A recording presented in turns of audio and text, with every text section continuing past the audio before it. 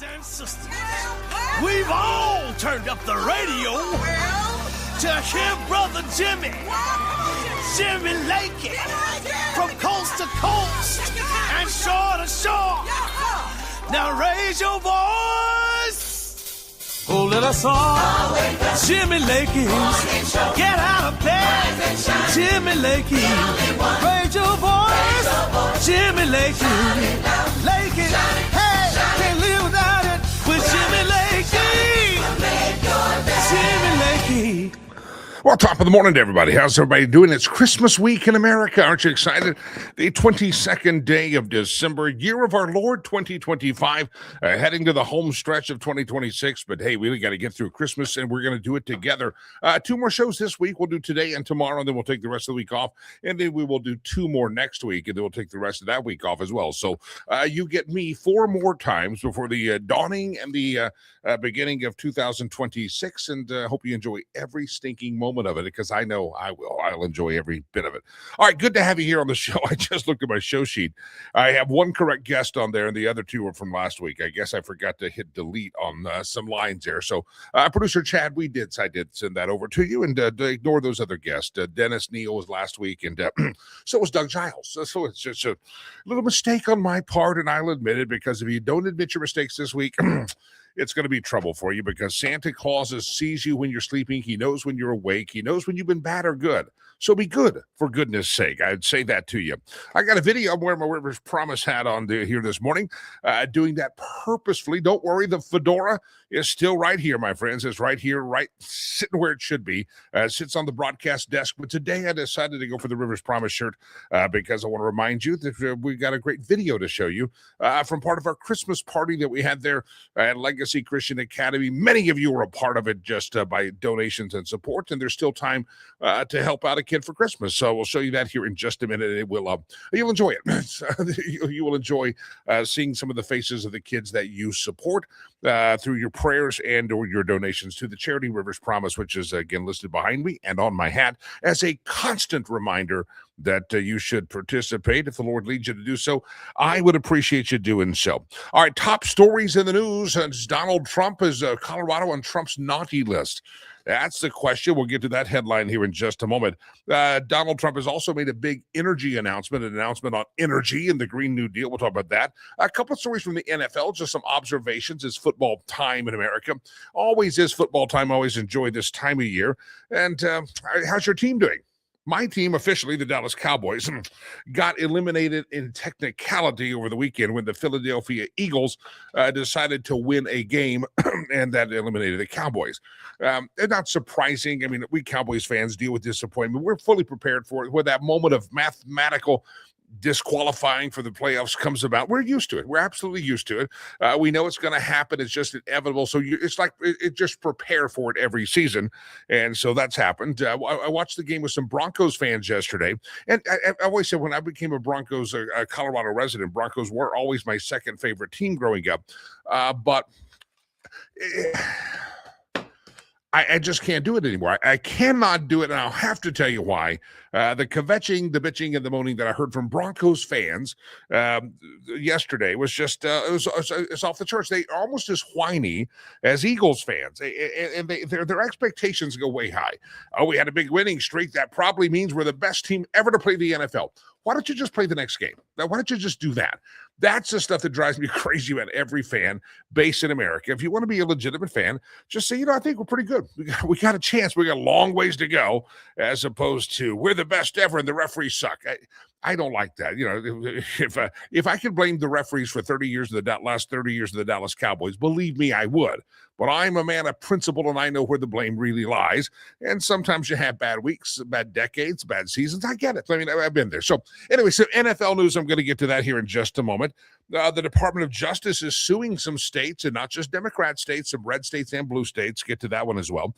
Eric Swalwell, that disgusting little man who liked to go bang, bang on Feng Feng, the Chinese spy. Remember him? Well, he's got some problems, and the media is desperately trying to cover them up, including where he lives, and just all sorts of issues. We'll do a Swalwell here on the program. And I like this story, and yet I don't like this story. Anybody remember the 2020 election? I know it's kind of hard to remember. It was a very nothing big. I mean, President Trump lost to old Joe Biden, had more voters vote for Joe Biden than I think we have human beings on the planet. I mean, there was something a little shady, according to conspiracy theorists, about the 2020 election. But we weren't supposed to say that. And remember, Donald Trump got into a big brouhaha because he asked the governor of the state of Georgia to say, Brian Kemp, could you find me some other votes there? We got other votes outstanding, and we don't have them. And it was a big brouhaha, and Brian Kemp said, we run very honest elections in our state, doggone it. Well, there's a story out that they don't. The Fulton County, Georgia, has now admitted that they broke 2020 rules in their election. It is a really interesting story. It broke over the weekend, and it basically says they certified votes that were pre-votes or early votes or empty ballots, but they did not have a poll worker's signature.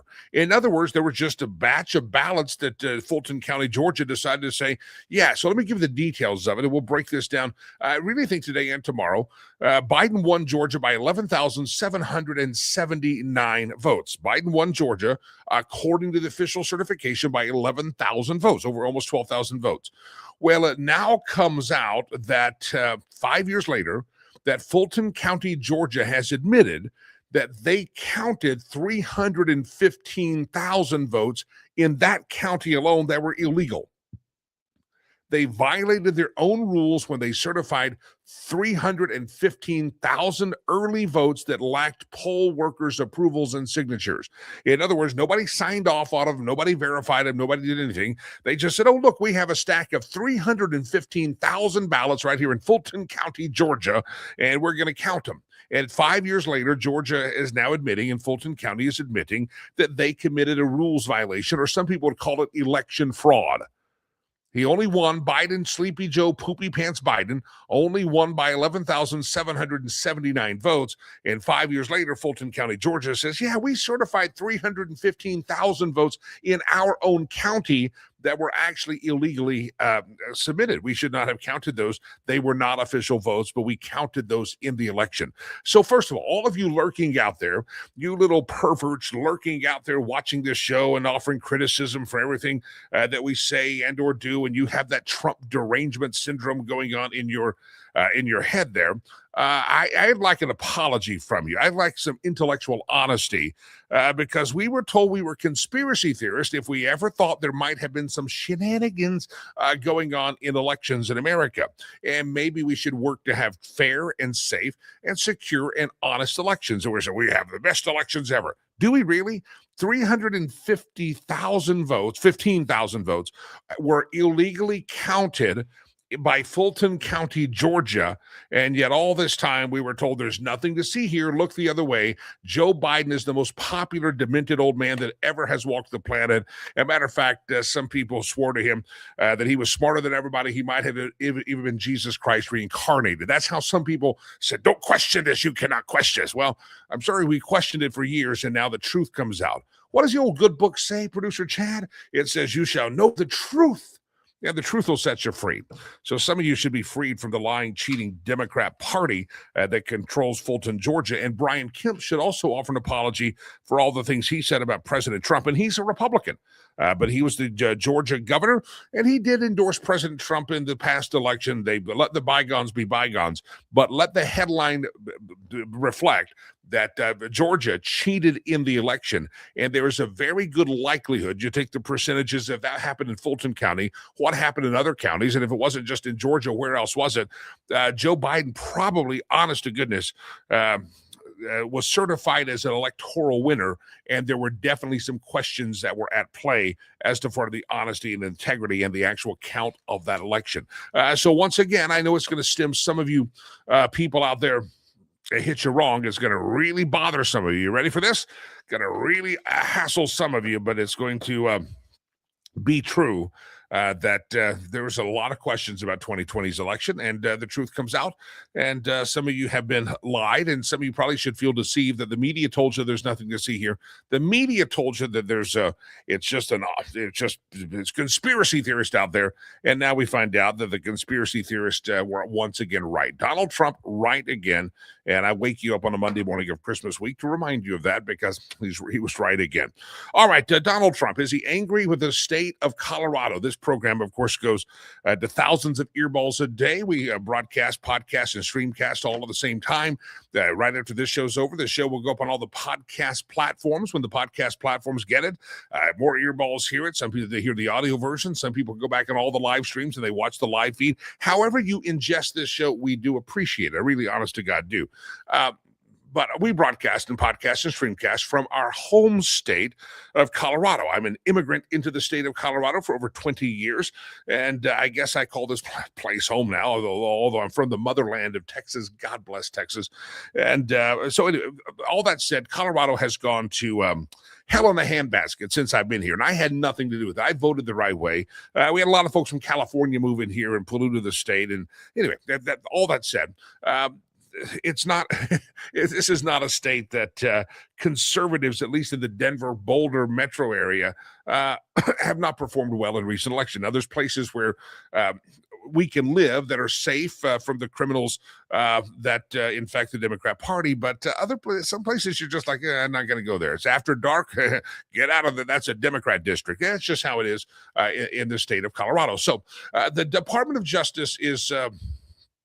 Well, I mentioned they're suing red and blue states, Colorado among them, that they need to clean up their voter rolls. So they need to have more honest elections. We'll talk more about that here in just a second.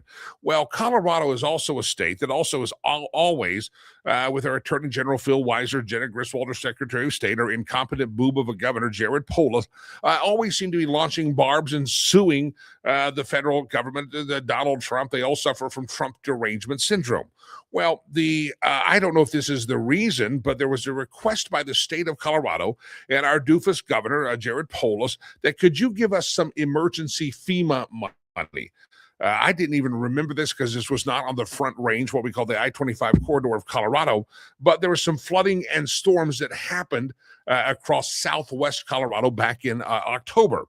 And letters from the Polis administration said, please, we've had wildfires, mudslides in August, and then we had historic flooding across southwest Colorado in October. We need some money from the federal government. Polis is now upset because the FEMA and the Trump administration have said, no, you're not going to declare this a disaster. We're not going to give you a declaration of a disaster. Polis, in his quote, says Coloradoans impacted by the elk and leaf fires and the flooding in southwestern Colorado deserve better than the political games that President Trump is playing. Colorado's 2 U.S. senators, Michael Bennet, who's a feckless fool, John Hickenlooper, who's nothing more than a barmaid that got promoted, also blasted the administration for the denials of the FEMA federal aid.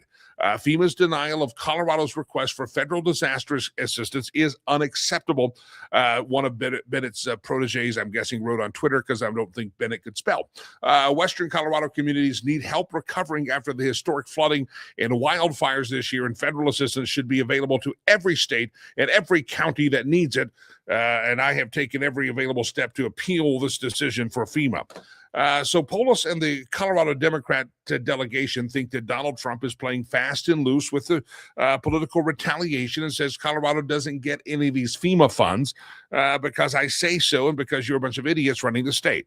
Now, I'm not sure what the motivation is, but White House spokesperson Abigail Jackson claims there's no politicization of the administration's decisions on disaster relief. The White House said Trump responds to each request for federal disaster with great care and consideration, ensuring American tax dollars are used appropriately and efficiently by the states to supplement, not to substitute, their obligation to respond and recover from disasters. Trump has suggested the possibility of even phasing out FEMA, saying that he wants to take more responsibility, the states to take their own responsibility. We'll give you a pot of money and you take care of it yourself. You know what's best. But the White House says this was not political. It's not because Jared Polis, John Hickenlooper, and Michael Bennet are Trump haters and leading a derangement movement in Washington and across the state.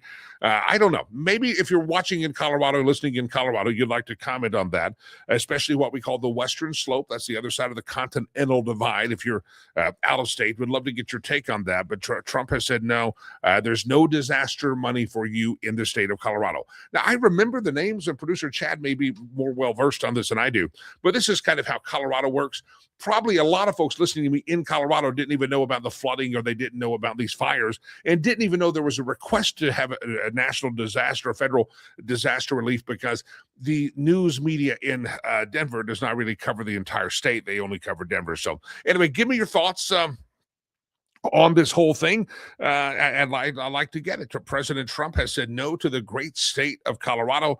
And is that political retaliation, or is it something that's just like, just because you call it a disaster and just because you say you need federal funds, doesn't mean you should get them. I've reviewed this carefully and slowly, and you can't blame the guy. I'm not saying it is politicization, but when you have senators that are as feckless, foolish, and idiotic as our senators, and you have them saying the things that they say, and the lawsuits that come from the state of Colorado, it's always very nice, isn't it, that all of a sudden, after all the mean things you said, you come with hat in hand and say, please, can I have something? And the answer has been no. So if you live in those parts of Colorado, love to have you jump in on that conversation. But Jared Polis has been denied by the Trump administration on federal aid. Oh, I got a question for you. Secret stashes, almost said Secret Service. Anybody got a secret stash? I'm talking about, we had a boss in radio one time. She was an idiot, and she got hired, and we had her one time. And when they finally fired her, showed her the door, we went in, and we had to help. We were in the office and sitting there like, oh, ding dong, the witch is dead. And they started opening up the drawers and the cabinets in her office. And one of the reasons she had gone psychopath is because she had secret stashes of booze there, because we were all go to meetings with her and say, this woman has to be drunk half the time. She would say one thing in one meeting and then scream about the same thing the next meeting. And it was really almost schizophrenia. And turns out she was drinking on the job, and she finally got fired for that. And persona non grata. Good riddance, you old witch. We wish you best and hope you went to recovery. Nevertheless, she had a secret stash of booze. There is a survey out there, my friends, that I have to tell you about, that a lot of folks have secret stashes. But the most popular secret stash, especially in the holiday season, is emergency chocolate. New surveys say 33% of Americans have cracked open a box of chocolates that was meant to be as a gift for someone. 23% have eaten candy from their kid's stocking before Christmas morning. 36% admit to stashing emergency chocolate to help them get through holiday parties and family gatherings. 59% say they go to self-care, and that's by going to chocolate. 59% say their self-care during the stressful holiday season when it's all overwhelming and everybody's driving them crazy. They have a secret stash of chocolate somewhere, and 38% rely on that secret stash of chocolate that they hide. 38% of Americans say they hide their favorite chocolates from all the family members. And I have to ask you, do any of you have a secret stash of chocolate? I'd like to know the protocols. If you don't have to tell your hiding place, maybe you could. I'd like to know, does this relate to anybody? It does not to me. I'm not a chocolate guy. And so I started thinking to have a secret stash of anything. And I do remember growing up, and this is the closest it comes to the holiday season. I had some family members that were ranchers and farmers in Oklahoma, and every year at Christmas there was a local locker in their town, meat locker processor, that made some of those fantastic beef jerky you ever had. It was really expensive for a kid my age. It's like $1 million a pound. It was expensive, and so it's a fantastic Christmas gift to get some beef jerky from the family that was out of state. That was wonderful, and I remember that beef jerky. And if you got some when you opened your Christmas presents at Grandma's, you knew it was a big day, and you hid that. You hid it in your wherever you had to hide it, because that was your secret stash. And the goal was, my personal goal was always for it to last more than 1 day or 2 days. And maybe I could get some all the way home after the holidays so that my friends could taste this most amazing beef jerky. And so I oftentimes had a secret stash of beef jerky, because I knew if I sat it out in public or someone saw it, they'd say, oh, look, there's some of the beef jerky that's so fantastic, and they would steal it. So I don't know what your secret stash may be, but I'd love to hear if you have a secret stash of something. Bob says, I don't have a secret stash of chocolates, but my wife does. I keep a secret stash of cookies. See, I think this whole secret stash thing, it just shows that we're all hoarders at some point. Why is it that your wife has a secret stash of chocolate if you don't have one, you don't want one? And if she want all the cookies, why do you have to have a secret? But I knew the beef jerky, it would go quick because my cousins were all around and they wanted the beef jerky as well. That was my secret stash. I was growing up, I had a secret stash. No secret stashes here that I know of. I don't think so. No, so talk about your secret stash and how do you, when it gets stressful this Christmas season, as the family all comes in, how will you decompress and how will you enjoy the holiday season and decompress and have that moment of self-care? And if you're sipping and nipping at the bud, you can admit that here. We don't judge here on this program. But do you have a personal stash, a secret stash, and is it chocolate? Mine would probably have been beef jerky. That's the only thing. I was doing some shopping the other day, and I realized this, stockings. Somebody mentioned the stockings. Maybe that's me. Was it me? I thought I read. Anyway, the stocking. Oh, is in the news story. That's what it was. Eat candy from a kid's stocking. I finally come to this realization. I was at the store the other day, and I was at the point and say I probably just need to buy some stocking stuffers for the house. A little bit of stocking stuffers. Got to buy that. And so I'm at the store and I'm like, I'll buy this. And I realize it's all candy. And the one thing, since my son was a little kid, he doesn't eat a lot of candy. And I guess that's good. The dentist like that, the cavities and all that stuff. He's kind of a health guy and always has been. I mean, we were the ones that at Halloween, my son would go out trick-or-treating with the rest of the kids. And suddenly, months later, we still had like almost the entire batch of candy from Halloween, and it took his friends to come over and lay it out on the table and have them get hyped up on sugar because my son would not touch it. And so I'm struggling. Maybe some of you have some gift ideas for things that go in the stocking. I know there's, put socks or something in there, but everything. I was walking the aisle of the store the other day, said, I should grab some stocking stuffers. And everything there was candy. And I was like, I don't want candy. He's not going to eat the candy. I bought him for years. Every year I'd buy him one of those chocolate bunnies for Easter. And, I like the hollow ones, not the thick ones. So you break their ear off and you can see down to the belly of the bunny. I always liked those as a kid. And I don't eat a lot of chocolate now either, rarely. But I will have to tell you, I realized after 3 or 4 Easters that we had a growing collection of hollow bunnies that never got eaten. So he's just not a candy guy. So I've got to figure out the stocking stuffers for the gifts this year. All right, everybody confess. What is it? Stacy says it's not chocolate. She stashes coffee and Dr. Pepper for myself because I have different family members coming by all the time. That's a Texas person when you stash the Dr. Pepper. I know the feeling. I stash a Diet Dr. Pepper in emergency. It's in a case in my office that says break if needed in emergency. I understand. That's in the gene pool in Texas. It is. All right. Good to have all of you here. Jump into the conversation if you would. Love to, again, know what is your secret stash and do you have a secret stash out there? Couple of NFL stories I want to get to just to kind of update you on the news. I like to give compliments where compliments are due, and I like to also give fair criticism when fair criticism is due. I have never been, since he arrived at the University of Colorado, then got drafted by the Cleveland Browns, never been a big fan of the Shedeur Sanders. I've never been a big fan. I thought he was more full of himself than teamwork. He thought there was an I in the letter team. I just didn't like the attitude, had a horrible reputation on campus for being not a gentleman, but a real kind of a just jackass, parking his fancy cars on sidewalks inside the university and say, I'll pay the ticket. I'm a big boy. I can do it. So I don't like that kind of attitude. And I thought his skill was questionable. It wasn't necessarily top tier, but he's in the pros, right? So I've been critical. I'd like to take an opportunity to give a compliment to Shedeur Sanders because I've not always been complimentary. He faced a question. He's now through injuries and whatever. He's been starting the last couple of games for the Cleveland Browns. And I'm sure all of you wait with bated breath to find out what the Cleveland Browns are doing in a football game. Yeah, said no one ever. But so Cleveland turned the ball over in this game over the weekend. And I'll probably tell you because none of you saw it. They turned the ball over on downs with 5 minutes and 8 seconds left to go in the game. And then they elected to punt the ball with 1 minute and 55 seconds left in the game. And both times the Browns were only 3 points down. So a lot of folks are questioning the coaching decisions of the Cleveland Browns and said, listen, you only got 5 minutes and 8 seconds. Why would you turn the ball over on downs? Where was your play call? And then you get the ball back with less than 2 minutes and you decided to punt rather than go for it with 1:55. And so people are questioning the coaching ability of the Cleveland Browns staff. Well, They probably should, but it's not the job of the players to question that. Let the media handle that. That's it. So one of the reporters asked Shedeur Sanders after the game if he was going to talk about the play calls, and was it an indictment on him? Do they not trust him? They're trying to get to the bottom of it. And Sanders said with a smile, "I know you can't be asking me that question. Come on, man.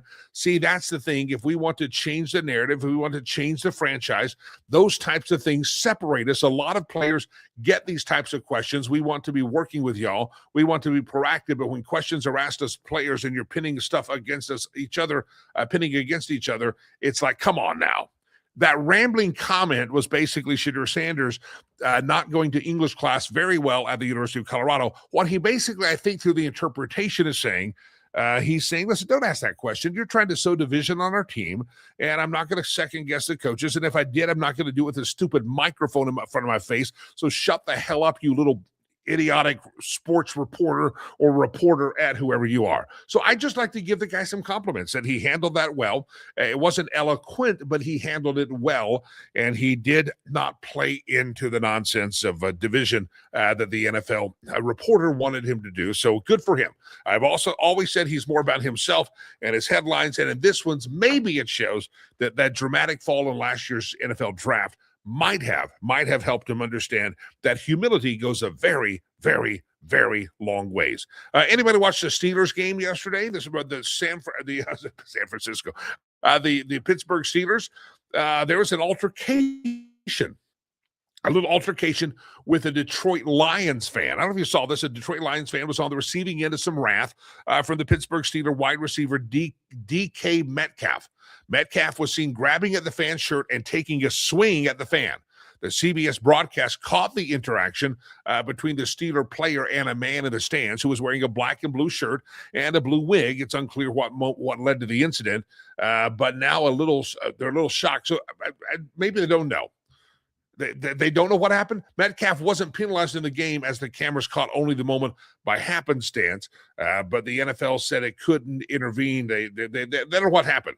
If anybody saw it, if anybody's heard, if you're a Steelers fan, love to hear what you've heard might have happened. Steelers coach Mike Tomlin had no real comment on that. Metcalf will be facing a fine or suspension over the incident is all that we know, but we don't exactly know what led up to it.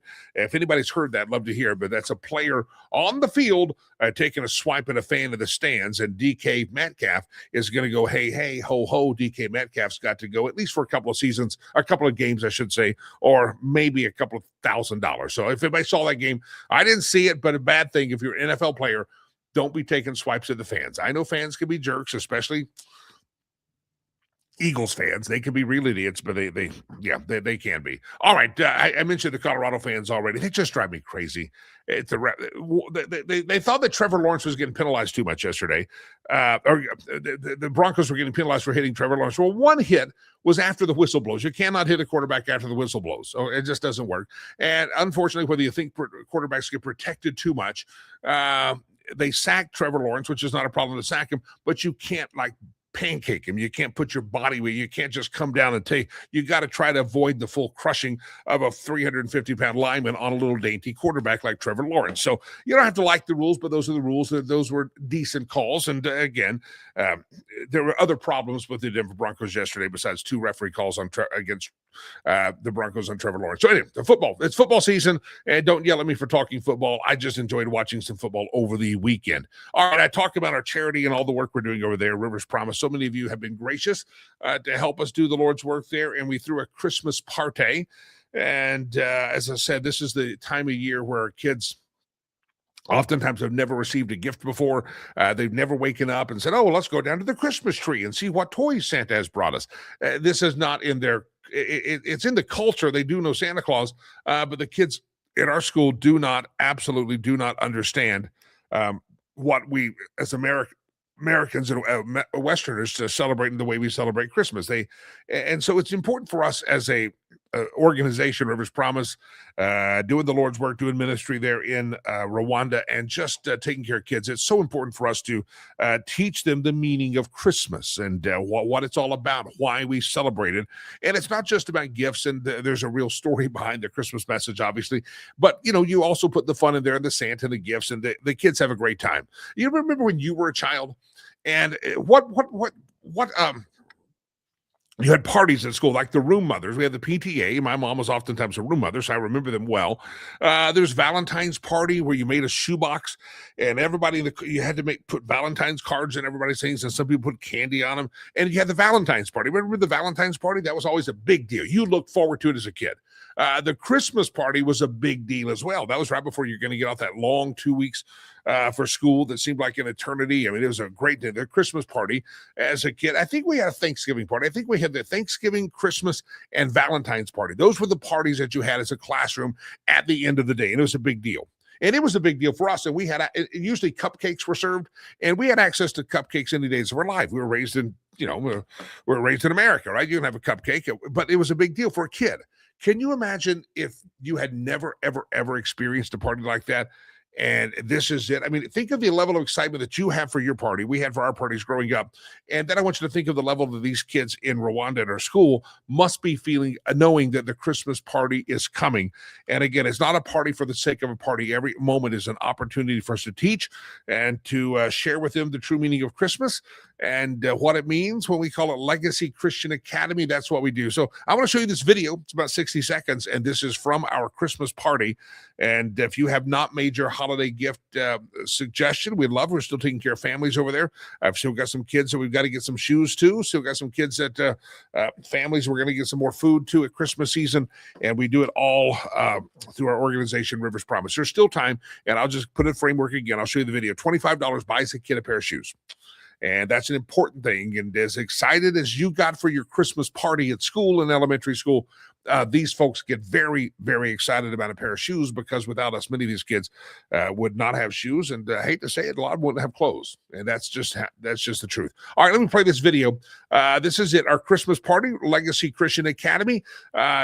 Turn up the volume because the kids do talk in here, and they are speaking English, I promise you, but they're just learning English, and sometimes their English has a little bit of a heavy accent, as we do teach in English, and they're only allowed to speak English at our school, but sometimes it's harder to understand, especially on video. So here you go. This is the Christmas party that you and I have thrown and put together for our kids at Legacy Christian Academy. Roll it.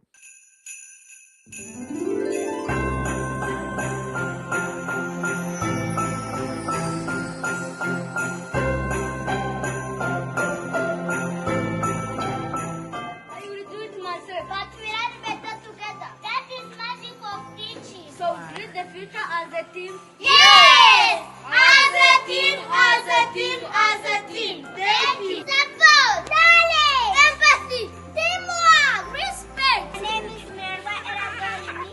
We come from Rivers Promise Legacy Christian Academy. We are going to present for you a poem called We Are the Classroom. Poem! We are the classroom. We are the classroom. Loud and alive. Where minds collide and dreams arise. We are the chalk, we are the pen, we are the boat. We ride the way when days are dark. Thank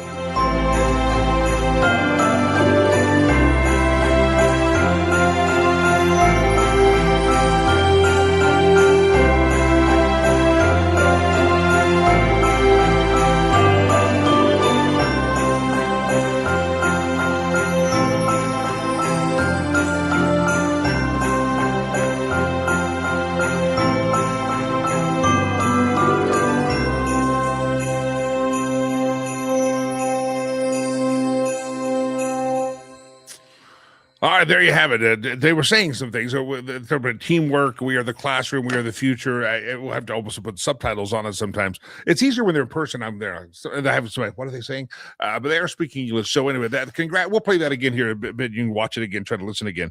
But that was our Christmas party, Legacy Christian Academy. There is still time for you to participate in what we are doing there, doing the Lord's work there in Rwanda. We appreciate everybody who's helped out so far.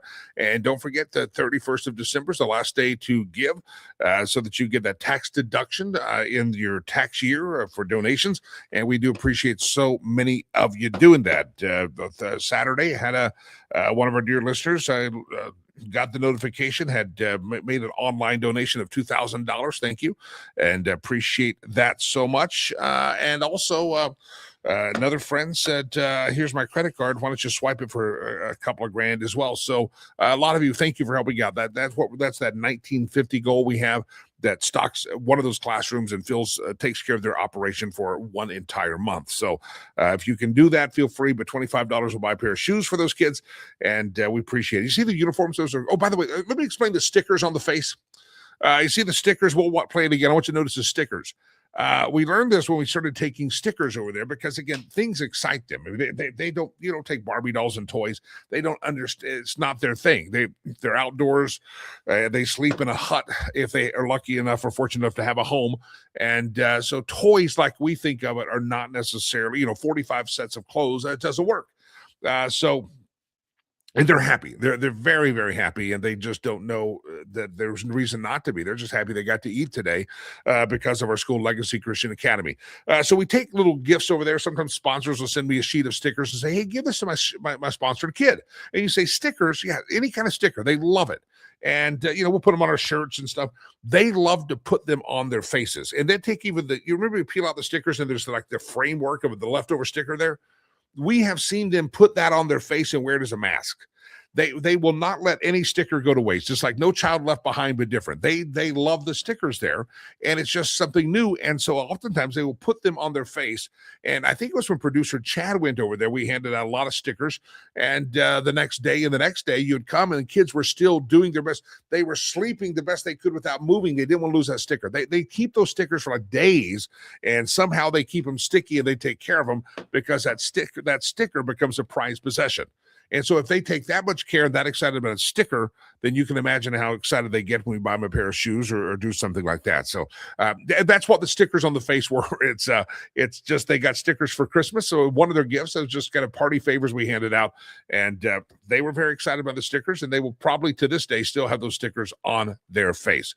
All right, I want to come to the story here. I think it's fascinating. Eric Swalwell, one of the most dislikable Democrats in the nation. And that's saying something. A little smug representative from California. And he's got an interesting record of controversy. This is from the Gateway pundit, Joel Gilbert, reporting. Let me report this to you. California Congressman Eric Swalwell has accumulated an extraordinary record of controversy. His well-documented association with the Chinese intelligence asset, Fang, his removal from the House Intelligence Committee over national security concerns, and his unforgettable on-air incident during a 2019 hardball interview with Chris Matthews. In the interview, remember that one? What happened on Chris Matthews? He passed gas. That's what happened in 2019 on the Chris Matthews show. It was not pretty. It sounded as if he might have had to check some things after that one. It was a messy one. It sounded like, I don't know. These episodes raise questions about his judgment, but recent disclosures about Eric Swalwell are something even more fundamental. Eric Swalwell appears to be unable to meet the basic legal, financial, and residency requirements of the office that he now seeks, which is the governor of California, excuse me.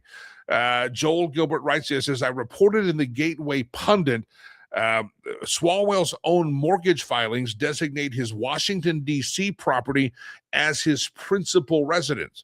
Under Article 5, Section 2 of the California Constitution and the California Elections Code 349, that admission alone disqualifies him for running for governor. 5 years of residency prior to an election is a constitutional requirement, and Swalwell's deed of trust in D.C. and any lack of a California address actually disqualify him. The situation has now escalated when the Federal Housing Finance Agency director referred Swalwell to the Department of Justice for potential mortgage fraud. Swalwell responded by a civil lawsuit against Pulte and the federal government, and saying that they're suing him incorrectly and they're going after him.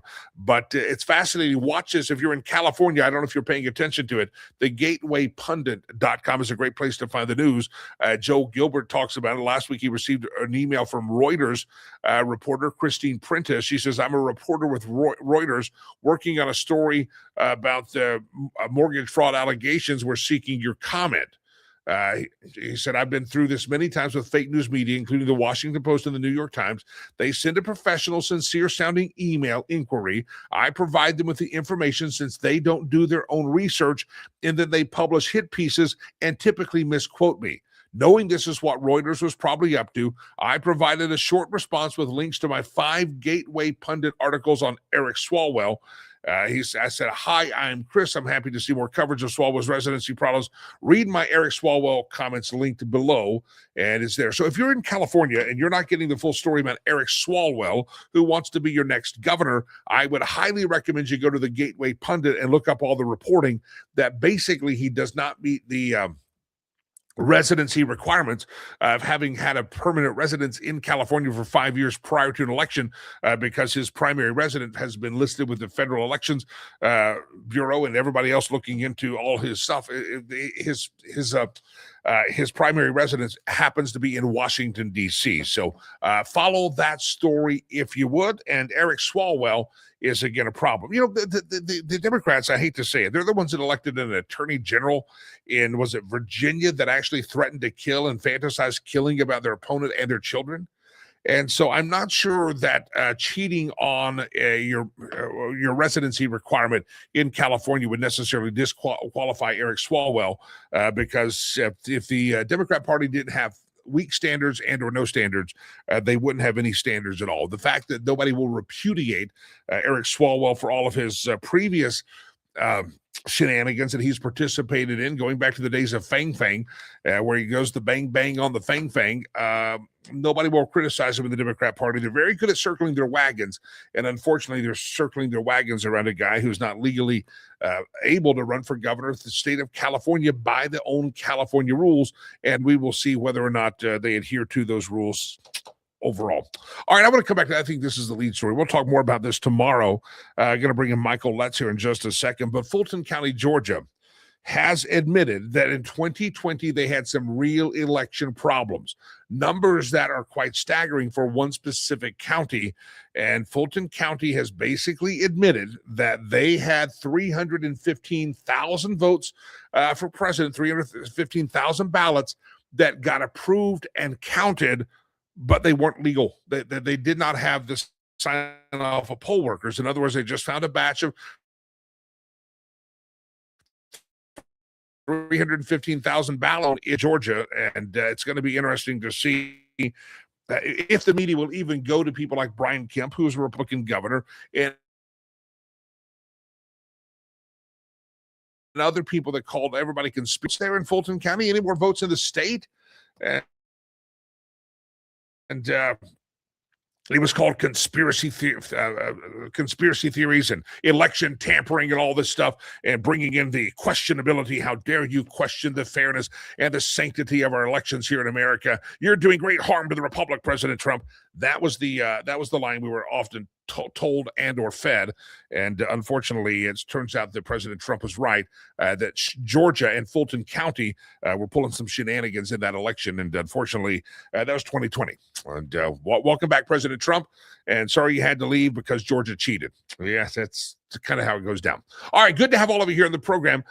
Jimmy, it's my name, and a pleasure to be here. Another programming note: if we will be here tomorrow, and then we'll take some time off for the Christmas days, come back next Monday and Tuesday, do 2 more shows, and then we'll kiss you goodbye through the end of the year. The question of the day, if you see some weird comments talking about secret stashes, the question of the day is, do you have a secret stash? 38% of Americans say they do sometimes keep a little secret stash of chocolate, and they hide it from the rest of the family. And when the Christmas stress hits, they go find that secret stash and take a little bite of it off. Jim says, my stash is the bag of Cheetos. You know, the reason you have to have a stash, a secret stash, is because someone's going to eat it. And I guess why not buy enough Cheetos and everybody else can have them and you can have yours? Why not buy enough chocolate? I don't know. There's something about us, just human nature, that we like to kind of have a little secret thing.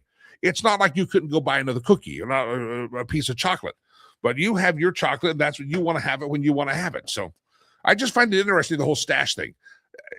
Because people do. 38% of Americans say they have a secret stash, and they'll break someone's hand if they try to get into their secret stash. Cheetos, I never thought of that one. Oreos, I could see Oreo cookies. Yeah. All right, good to have all of you here on the show. Ladies and gentlemen, this Christmas week, let's welcome in the man who we love having on as often as possible. His name is Michael Letts, investusa.org, investusa.org. Michael, good morning to you, sir. How are you? Well, good morning to you, Jimmy. It's always a privilege to be with you, and thank you for the opportunity. Do you have a secret stash of anything there that you kind of want the family? By all means. Put it this, I have a secret stash of protein bars. And here's the reason why. I was a national weightlifting champion in the 80s, and the missus thinks that I'm too old for it now, and she wants me to give it up. So I have to have a hidden stash so that I can sneak and make sure I get my protein allocation in every day, because I'm not giving it up. Not going to do it. The missus is not feeding you enough protein, is what I'm hearing here. She doesn't even feed me dinner, Jimmy. I'm guessing she's not in the room today while you file this complaint publicly. She's in the room next door, but you can't hear, so we'll leave it at that. She can't hear. I was going to say, I know the situation there, and you ain't filing this complaint if she's in the room. You're like, oh, I love it. Right. It's wonderful. Yeah, you don't want to be in trouble on Christmas. Michael Letts, it's great to have you here. The secret stash question. Somebody says good scotch and cigars. They have a secret stash of that. That's good. That's probably a good choice as well. A very, very, very good choice. Michael, real quick, let's get some news here. But what happens at the Letts household this week for Christmas? Is it a low key? Is it a big hoopla? What do you do here? Oh, well, unfortunately, there are grandkids, so we'll be making the rounds. You would think all the grandkids would come here, but since it's just the missus and I, they expect us to drive around to all their locations. So that's what we'll be doing, spending most of the day on the road. So we'll be driving and take a protein bar for the road. It may be tough to find one along the way. I'll take quite a few of those for the road. She sleeps anyway, so she won't know any difference. That's good. All right, let's dive into a couple of topics here. This Brown University shooter, we're learning more and more. This guy was here on a diversity visa. I didn't know we needed to import diversity, but evidently we do. We're learning more about it's really kind of some fascinating ties. I don't know if you saw this. Barack Obama is one of his followers on Twitter, and Barack only follows like 400 people, and he followed this this diversity guy on the visa. We don't know why. We're also thinking maybe he was motivated by anti-Semitism. This is like an onion we're peeling about this guy. Well, let's take a look at how all this is being transpiring and what happened in the investigation. You notice Brown University was not forthcoming, Jimmy. I don't care what they tell you. They were not forthcoming. They were not cooperative. They tried to scrub his social pages, etc. And why is that? Because of his Muslim Islamic jihadist connections. And that's, he was part of that organization. Now, let's tie in what you just said about Barack Obama. And Barack's obviously Muslim and obviously part of the Muslim Brotherhood. This gentleman's part of the Muslim Brotherhood. So there's a connection there. But it goes even beyond that. And here's where we are asking for some action, shall we say. It's amazing to me, Jimmy, that this Brown University, and it's not just Brown University, let's talk about all the higher education universities. They've got an $8 billion endowment, okay? Where are they getting that money from?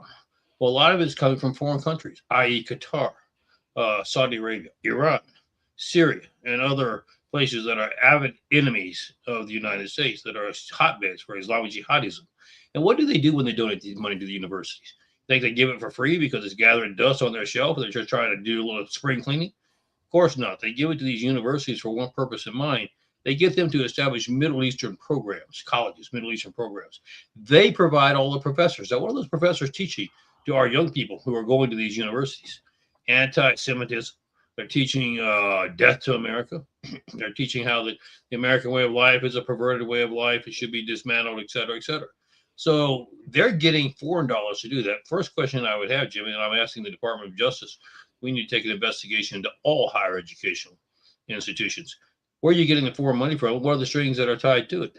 Second of all, why should you and I, Jimmy, pay our tax dollars to fund something that's already receiving plenty of money from outside sources to be able to teach to our young people anti-Americanism? That's just totally ridiculous. So we need to take a close look at this. And this is what this episode with the Brown University shooter has brought to light.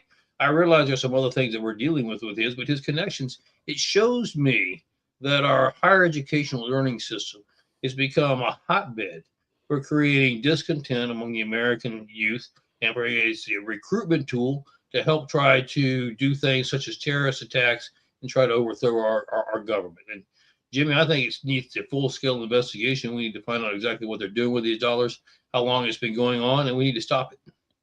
I was watching college football over the weekend, and I saw that the Texas A&M University, the Aggies, evidently they have this beautiful campus, not just in Texas. They have built a campus building in Qatar, if you will.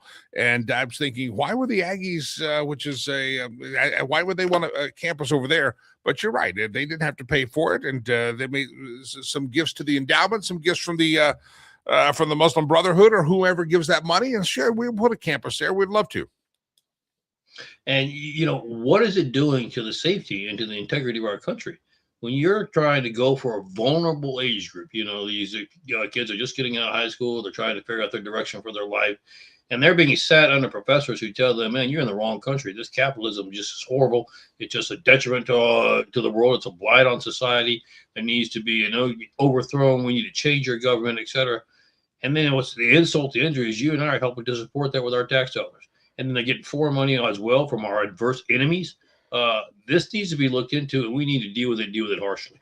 Yeah. Speaking of the safety of our country, Michael, there is a story out there that a lot of places around the globe are canceling their outdoor New Year's Eve celebrations, and they're stopping these things because they're afraid of terrorism hitting them in their cities. I'm not exactly sure on the U.S. Celebrations that might have been canceled or rearranged, but there's a real global fear that radical Islamists are about to try to blow some people up. Well, that feels real. And here we're talking about the Brown University, but let's talk about go a step back for a second. The imams worldwide have called on terrorist cells to activate. Now, we know we have over 1,000 terrorist cells, Jimmy, in this country alone. But they didn't just say activate the terrorist cells in America. They said activate them worldwide. Why do you think you saw the terrorist attack in Sydney, Australia? And because of the fact they've issued that edict within the last 30 days, they have a right to be concerned. They're going to be, their whole goal, Jimmy, is this. They want world dominance. And how are they going to get it? Well, the first thing that they have on their mind is to create a world of fear. And so they're trying to do that to America. They're trying to do it to the world. You need to be so scared that you don't want to leave your house. You're willing to do anything you can to get that sense of safety back. You remember what happened to America with COVID? We got so scared that something bad was happening. We were going to breathe the air real quick and die, that we gave up rights that we should have never even thought about giving up, Jimmy, because the government said that they were going to protect us. They're trying, so the Islamic jihadists have picked up on that, seeing that fear can control a lot of what goes on in America and in the world. And so now they're pulling out all the stops. Let's see how many terrorist attacks we can occur, see how fearful we can get the country and the world, and then we'll move in and figure out how to pick it off from there. The FBI did move in, and they've arrested last week 4 people in the Los Angeles area that were planning coordinated bombings on New Year's Eve in and around Los Angeles. They went to court on they've gone to court. One of the suspects was trans, which seems to be a kind of a trend among these violent people. And that trans person saying, "Please send me to a women's jail," even though biologically a man. But just a weird group of people that were planning bombings in Los Angeles, and thank God we caught them. You hope to God there's nothing else being planned that we haven't caught. Well, let's take a look about that for just a second, Jimmy. Actually, we picked up another. It was 5 that we picked up in Los Angeles now. We brought in another who was doing the same thing. We picked up one in Houston in the last few days. Now, what's the difference? The 5 in L.A. had created pipe bombs. Okay, they had actually gotten on the internet, figured out how to build one. They'd taken them out to the desert, fired a few of them to see if they worked. That's where we caught them out in the desert testing their materials. The one in Houston was doing the same principle, but he was designing it into a suicide vest. He was going to walk into wherever, a mall or whatever, where there was a lot of people, set the thing off and go from there. Same tactics they've been using in the Middle East, same things we fought in Afghanistan and Iraq and other places. But here's what they're attempting to do. Now, those are the two that we're telling you about that we've known. Some others that we're taking a look at as well. But you raise a valuable question. I mean, how confident are we that the FBI, who is supposed to be in charge of protecting us from domestic terrorism, is doing that instead of doing other things like trying to figure out how to continue to bury the Epstein list or et cetera, et cetera, et cetera. I mean, come on, folks. You have American lives at stake here. Let's make sure we know where our priorities lie. And here's the thing that really shocks me, Jimmy. Remember I told you we have over 1,000 sleeper cells in the United States. We have over 10 training facilities, training camps that we're aware of, where they train them here in this country. Now, explain to me why I could even make that statement to you. Why have we not gone in and shut them down? And put it this way, I just as soon as ship them home in a body bag as I would ship them home any other place. So why are we allowing that to happen? You're supposed to be protecting me from domestic terrorism and violence. Have you forgot what your oath is? Let's make sure that we get this thing now. I mean, I appreciate and understand that we have new leadership at the Bureau. They're trying to, get things cleaned up. We're trying to head in the right direction. But, Jimmy, we're talking about American lives at stake here. Citizens of this country who deserve the right to be protected. Yeah. Michael Letts is my guest. If you're listening later on in the day on the podcast platforms where thousands of earballs hear us, Michael Letts, LETTS, investusa.org. Michael, real quick before we break out of here, last week you and I were together and we talked about the rumors circulating that old Dan Bongino was going to be leaving the Department of Justice. And that very afternoon, after you and I had convened and you had brought that up, it was announced that Bongino is going to leave the Department of Justice, the FBI, and he's going to do so by the first of the year. So he's out of there. What are you hearing on the streets? I haven't gotten the real straight answer of what caused Dan Bongino to find the door marked exit. Well, there's no question. I mean, I've spoken with him. I mean, Dan, two things. Dan is tentatively planning on leaving. It's not finalized yet. I mean, but he's given his notice for the middle of July. And when you say, why is that important for me to say that? I said, Dan, there's some major issues that we have on the horizon in January in terms of indictments. I mentioned, I think, on your show, Jimmy, about former president, et cetera, et cetera. I said, can you hold on just a little longer? And I understand why you want to head out the door. You're frustrated, just like the rest of America is, that we're a lot of talk and we have not done the indictments that are necessary to get the job done. You're a man of action. I respect that. I said, you've also got the standpoint that you're doing it by yourself. You don't feel comfortable in having your family there because of security reasons. So I get all that. But can you hang on a little longer? Because we need you. And we're going to see what happens. I think, and you can't blame him for this, is I would expect him to say, okay, but I'm not going to retract what I said. So in other words, if you come through in the first part of January, we can always have a little powwow and figure out how to modify things. If it's more talk, then my mind's made up and I'm out here, and I respect it. Yeah. So you're still hearing that January may be the time that, we thought maybe that have these indictments right out of the chute, but 12 months after the inauguration, we could be seeing some action on some of those things we were hoping to get action on. You're still hearing that?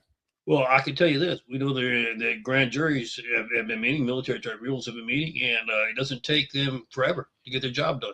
There's a lot of evidence that's been presented, but this evidence is black and white, Jimmy. It doesn't take, a 2-year-old could figure this one out. So we're expecting them to do the right thing, issue those indictments. And the only thing I won't try to be pressing on is once those indictments are issued, don't you dare sit on them and try to keep them warm like a bird on an egg. You get those things served immediately, and let's make sure the media knows about it so they can follow and watch them being handcuffed. So what I'm hearing, and I think I heard it right, Delilah, to make sure, you said grand juries are impaneled and military tribunals. That they use. We have the backup, yes, sir. Wow. Michael, let's break in the news here with us, and we appreciate that. We'll be obviously following up on that as it develops. Michael, I hope you enjoy your Christmas touring around. Enjoy seeing the grandkids. I'm sure I will. I'll enjoy the change of scenery. Let's just put it that way. Back and forth. Michael, did you see the story out of Georgia? One of your neighboring states, not too far away from you. Fulton County said, we did cheat on the election after all, 5 years later. And can you imagine 315,000 ballots, and they only beat Trump by 11,000 ballots. So, boy, did they ever go overboard to make sure that they had enough to make sure that they pulled that one off. But here's the thing, Jimmy. That is just being reported out of Georgia. We've got cases just like that all across the country. I mean, it will be coming out the first quarter of next year. That's why I said 2026 is going to be a hopping year. I mean, you got the election coming in the fall. We realize that the economy is a big issue, and it should be for the American people, and so is security. So we're going to make sure we've hit a home run in both, and I think you're going to see that happen here in 2026. InvestUSA.org. That's going to help your law enforcement men and women be protected on the streets. First responders out there, ICE agents, whoever, they make sure they have the body armor that they need to stay safe against these crazy radicals that are out there circulating, percolating, and trying to kill people, including law enforcement. Go make a donation. InvestUSA.org. Again, nonprofit organization. You got to the end of the year, get those end of the year donations in. InvestUSA.org, and people can follow along there as well. You're on the Instagram as well, Michael. You're out there. You got a lot of followers. People ask me, give me your locations. You'd have to ask staff. I have no idea how that stuff works, but I understand it's working well. Yeah. InvestUSA.org. Michael, let's have a great Christmas. I'm sure we'll talk again here real soon, but tomorrow's my last day here for a couple of days. So InvestUSA.org. Merry Christmas. God bless you, my friend. Merry Christmas. God bless you. And thank you for all you do, Jimmy. God bless America. You got a happy protein bar day. Go get some. Enjoy. That's it. Michael, that's InvestUSA.org. All right, I'll play this video one more time for those who joined us late. This is our Christmas party that we threw at Legacy Christian Academy over the weekend. And thank you. I want you to see the stickers on the faces. I want you to notice that. Some people say, why do they have stickers on their faces? Because they get gifts of stickers because it's so simple. And they hang on to these things for days. Again, this is imagine this is a lot of times this is the first time they've ever even had any kind of celebration for Christmas, and for some of them it's the first time they realize, oh, this is the day you've been telling us about in class, where Jesus came and became a man so that he could live his life and die for our sins. So this is the gospel, if you will, coming true for these kids. And we mix it with some Santa Claus. By the way, the guy dancing Santa at the very end, that is our field director, been with me over there for about 10 years. His name is Jonas, and Jonas is a fascinating fellow. He used to be in the Rwandan military. He actually fought in the Rwandan military and helped kick the people who committed the genocide, took the government back there. So he's got some fascinating war stories as well. But watch the dancing Santa, and the kids are happy. And you turn up the volume because they do have some broken English, but they are speaking English, and they're talking about we are the classroom, Merry Christmas. They're saying things like teamwork. They're just doing a little presentation for the Christmas party, but this is it. The building you see behind them is Legacy Christian Academy. That's our first. Eventually, that'll be our kindergarten through third grade. Right now, we've got everybody crammed in that building until we can complete some construction. But here we go, Legacy Christian Academy Christmas party, and there's still time to contribute to make some Merry Christmas wishes come true over there, and you can do that. Remember, $1,950 takes care of a classroom for one entire month. $25 buys a pair of kids' shoes. So you can see the spectrum there, and which way do you want to participate? Do it. Here we go. Play the video. The Christmas party. Go. I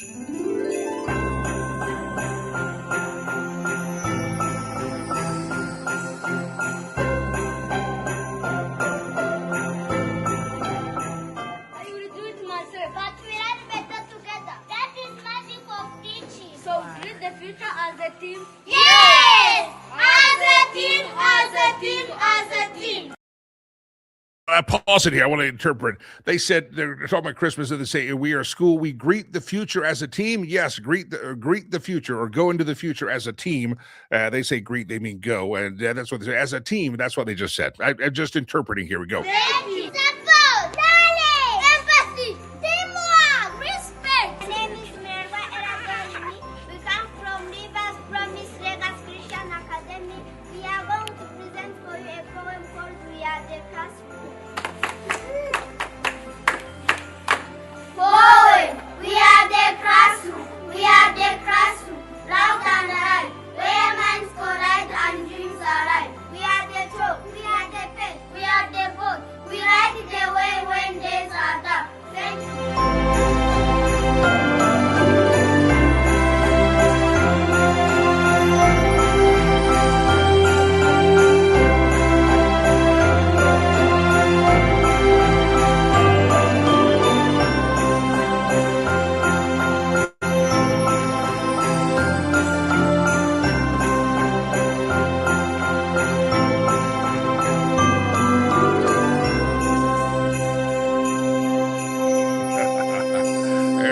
Dancing Santa. That's our buddy Jonas. He's a field director.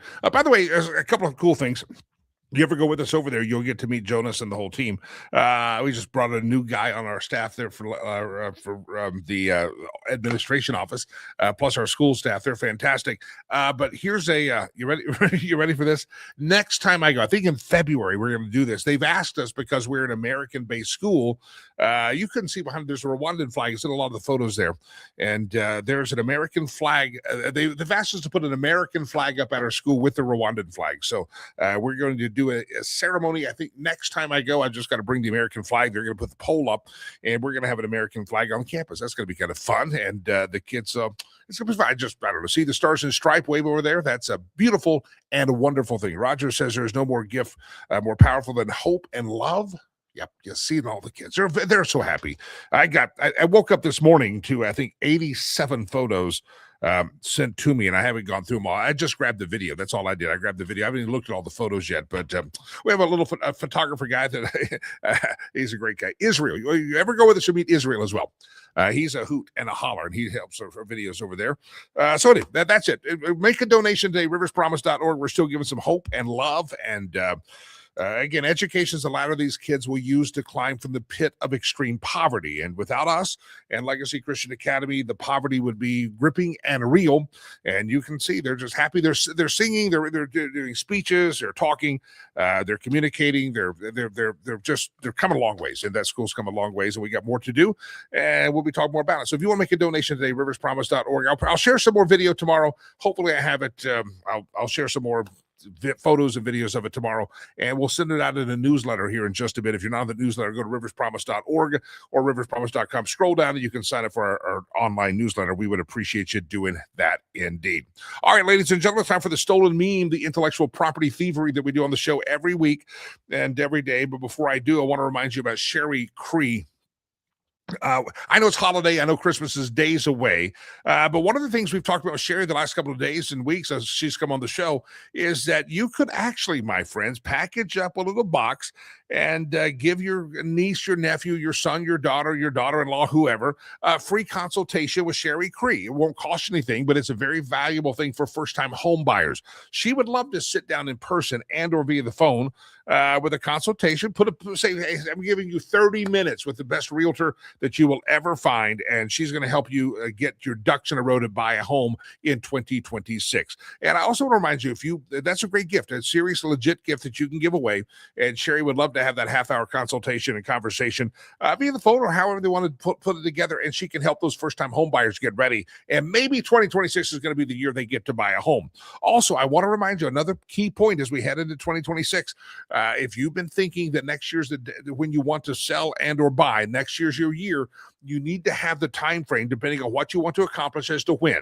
If you are going to be selling, Sherry and I have talked about this on the program, you want to get that home up for sale probably quicker sooner than later. If you're a buyer, waiting can become more of a buyer's market, but selling up front, there's a lot of demand, and a lot of folks are making a lot more money if they list that home instead of waiting till March, April, May, get that home listed in February, March. And so they could be a big deal. Have the strategy in place, and you can have that strategy session even before the new year hits. So reach out to Sherry. Sherry Cree, your great friend, homeswithsherry.com, homeswithsherry.com, and be sure to, again, don't put off till tomorrow what you can do today.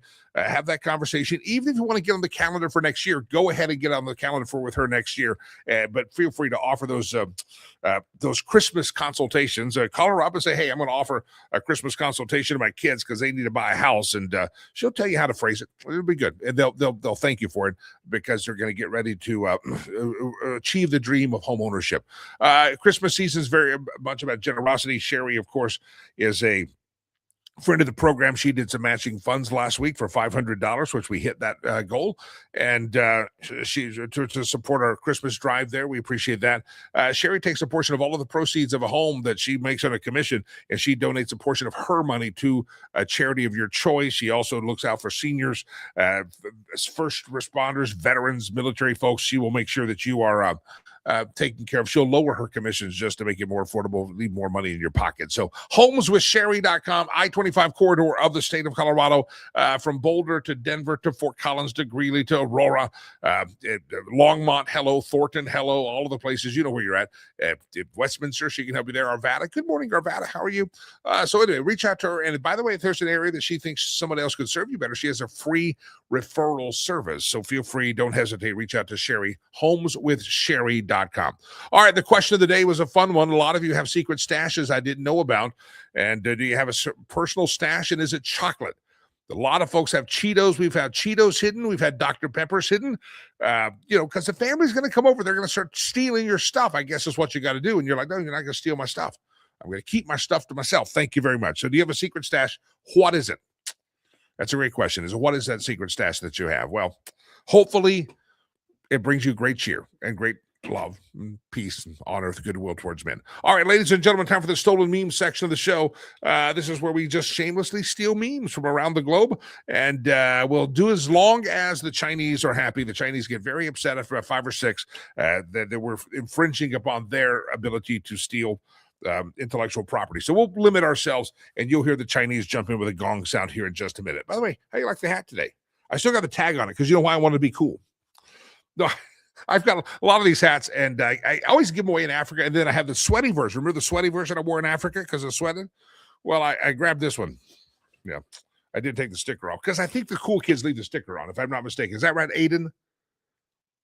He's just looking at me like he's not even listening. Round and round the globe we go, where we steal the memes from. No one knows. I'm old enough to remember when paper bags were being blamed for the destruction of trees, and the plastic bags were the solution. You may remember that? I've tried to teach my son that. They now it's like, you got to go to the paper bags. In Colorado, by the way, we charge you for the paper bags because we're run by idiots in this state. That alone probably should keep Colorado from getting that disaster. If we're going to declare Colorado a federal emergency disaster, it's because of our governor. It's because of Hickenlooper and Bennett, our senators. That's what made Colorado a disaster. Forget the flooding and fires. Those people have made us a disaster. Round and round the globe we go, where we steal the memes from. No one knows. No, Winnie the Pooh's in the Epstein files. And then somebody puts at the bottom, well, that explains why Winnie the Pooh never wore pants. Yeah. There's also, we need an explanation as to why producer Chad doesn't wear pants. It does get awkward sometimes. Around the globe we go, where we steal the memes from. No one knows. As soon as you say my child would never, here they come, nevering like they've nevered before. My child would never do. Oh, that he did. Yep, your child will. Yep, you will. Right around the globe we go, where we steal the memes from. No one knows. Bill Clinton reportedly relieved at the Epstein file release. He looks forward to prison and life away from Hillary. Well, I did not have sexual relations with that woman, Miss Clinton. I did not. Round and around the globe we go. I can still do that impersonation pretty good. Why give Santa milk and cookies when you should give him chips and salsa? We should do that question. Santa, what do you want your kids or grandkids to leave out for you? Yeah. I used to get Oreos. Well, Santa used to get Oreos. He knew. My son knew. Round around the globe we go, where we steal the memes from. No one knows. To the brave unvaxxed who are somehow still alive, making it through their 6th winter. Cheers to all of us. I know they said we wouldn't survive, and yet here we are through our 6th winter. I'll drink to that, but I'll drink to a lot of things. Oh, by the way, those of you who donated that $25 or more, your red mugs go out today. Bright red, Christmas red. They ship today. Like probably now. All right, here we go. Oh, got to do that again. Sorry. Round and around the globe we go, where we steal the memes from. No one knows. This is from the Twitter feed of James Hamblin. It's funny how airlines delay and cancel flights at the last minute for no clear reason and shrug it off like life is unpredictable, but you'll get there eventually. But if you try to reschedule a ticket 6 weeks in advance, they're like, the penalty is $250 for your first child. Isn't that the truth? The airlines bully us. We're delayed. I'm sorry, we had a mechanical issue, and you're going to get there eventually. Just be happy you get to fly with us. But you want to change that ticket 6 weeks in advance. I'm sorry, it's the cost of the fare and plus a penalty, or you can just give your children away. Round around the globe we go, where we steal the memes from. No one knows. There are dumbasses, and then there are Colorado Democrats.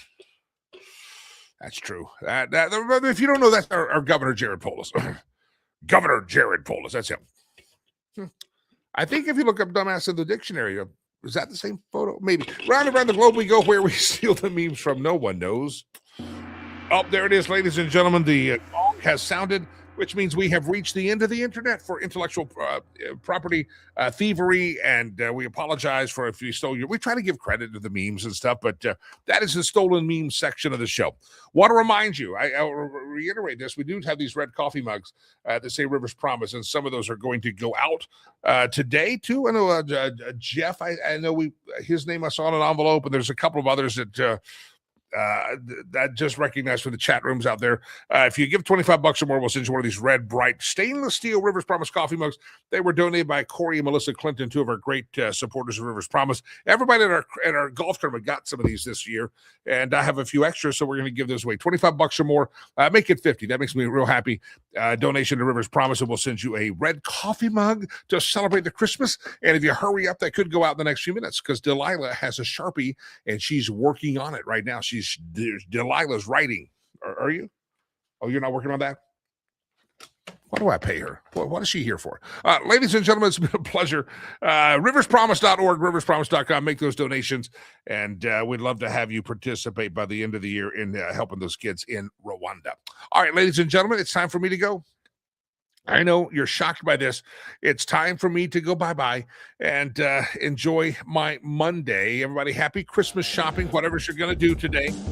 If you're looking for where to send Joe's gifts to me, don't send them to me. Send those gifts to Rivers Promise. The P.O. Box is on the website, and you can find it, and you can send a check if you want to do that.